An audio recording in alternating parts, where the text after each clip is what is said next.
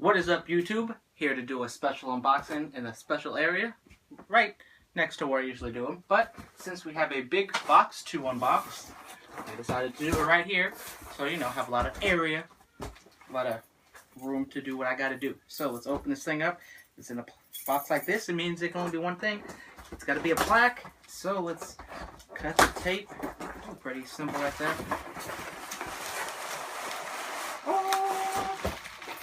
So usually I have 3 plaques so far.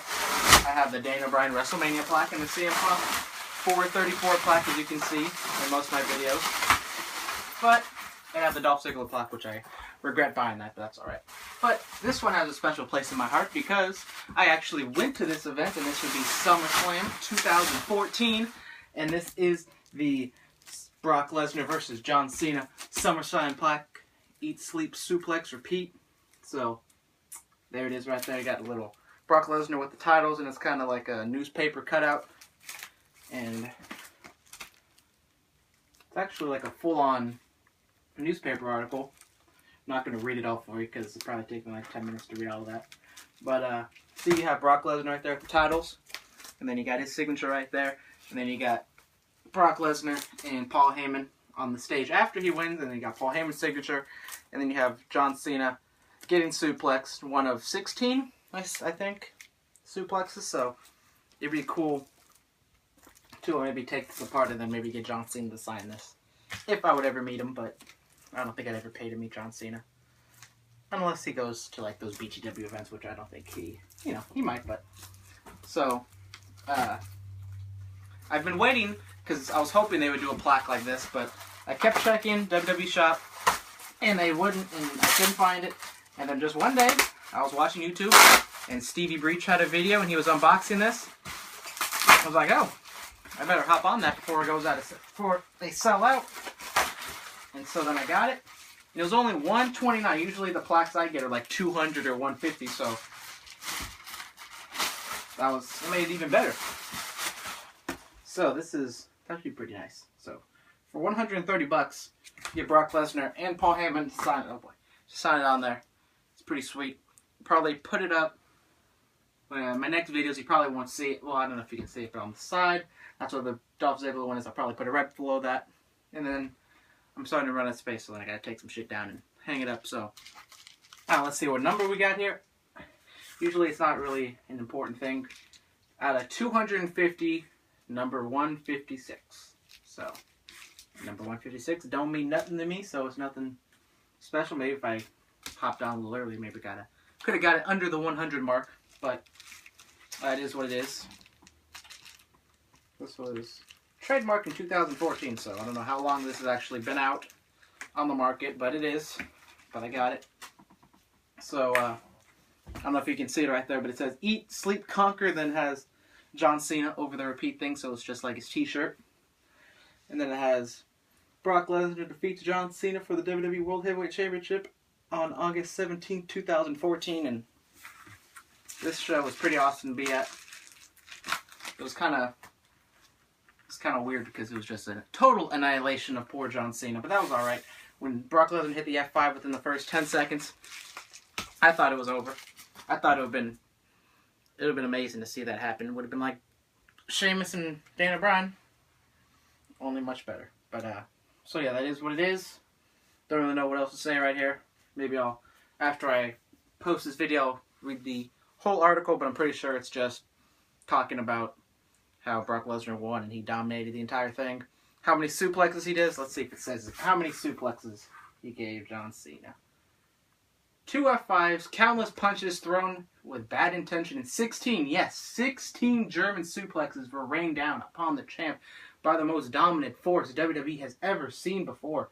The Beast Incarnate accomplished what the return to the WWE to accomplish, become the WWE World Heavyweight Championship. So, you know,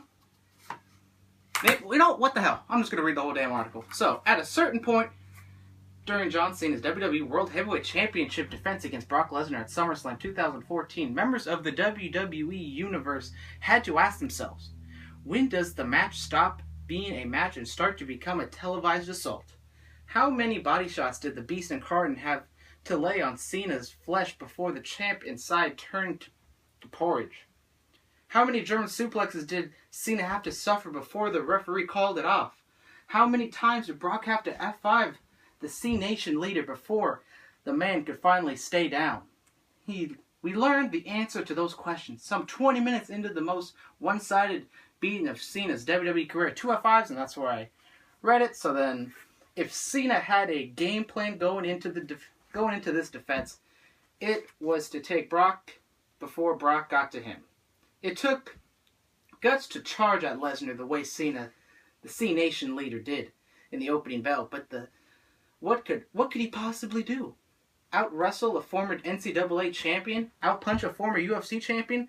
Barely 30 seconds into the bout, Lesnar had battled Cena back and hit him with an F5. Our hero managed to muscle out at 2, but he was barely in the fight from there.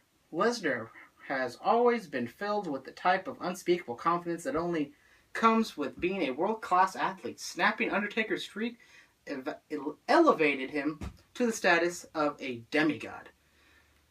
That's a big-ass word. I don't know what the hell that means.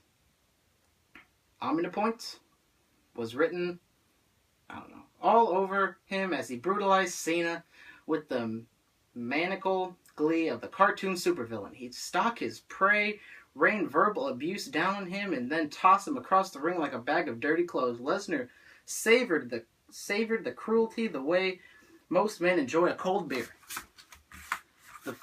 At first, the crowd almost enjoyed it. It's natural for 15,000 people to shift into the type of ravenous spectators that once filled the Roman Colosseum. Then the mistreatment began to mount. An endless series of German suplexes wreaked havoc on Cena's neck. Punching sessions seemed to last forever. At one point, Brock stood on the champ's fingers for at least 15 seconds, smiling down on his victim as all 286 pounds of him buckled tendon and bone. If Cena had anything going for him, it was heart. But what good is heart against the heartless? There were exactly 2 moments of hope for Cena in this bout. The first came when the champ connected with a flurry of devastating elbows to Lesnar's head, and then reversed an attempted F5 into a successful attitude adjustment. For 2 seconds, you almost thought the champ had done it again. A half second later, Brock's shoulder was up.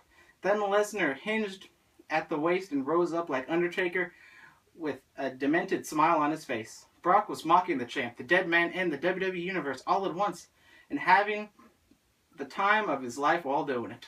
When Cena's second opportunity arrived, it was already too late. Brock, by now behaving like a Bond baddie, with the amount of time his attention off the WWE World Heavyweight Championship, for a moment allowing Cena to slickly apply the STF.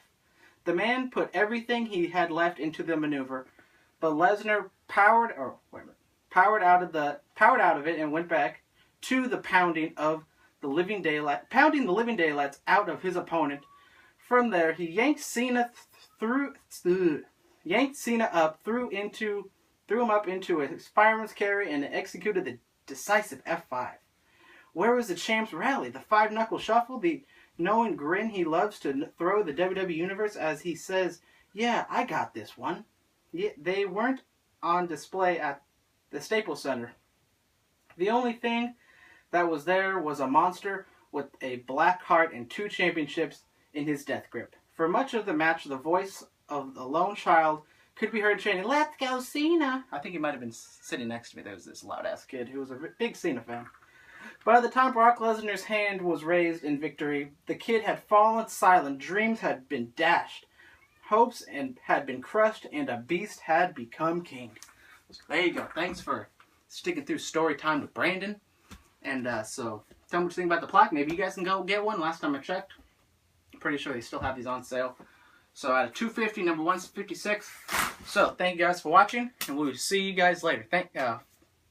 Subscribe, like, comment, favorite, follow me Twitter, Instagram, all the good fun stuff. So thank you guys. See you later. Bam.